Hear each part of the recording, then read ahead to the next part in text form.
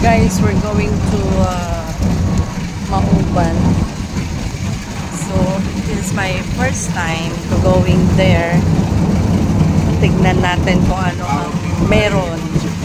Nakakatuwa naman kasi malamig ang paligid. Malamig ang makikita mo. Mga greenish. Yan, diba?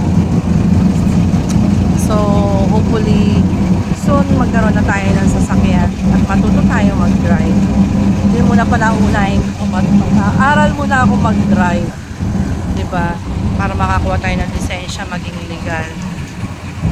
At matuto tayong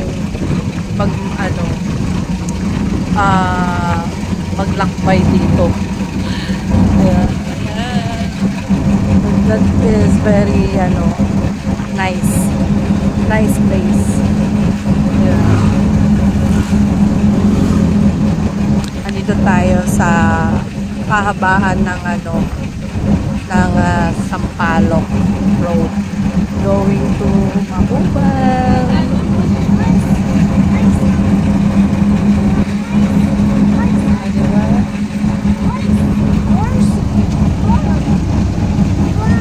Siyempre kasama natin si Mano at si Aton. Barangay. Guys, ang hangin, diba? Talagang mapipil mo na nasa probinsya.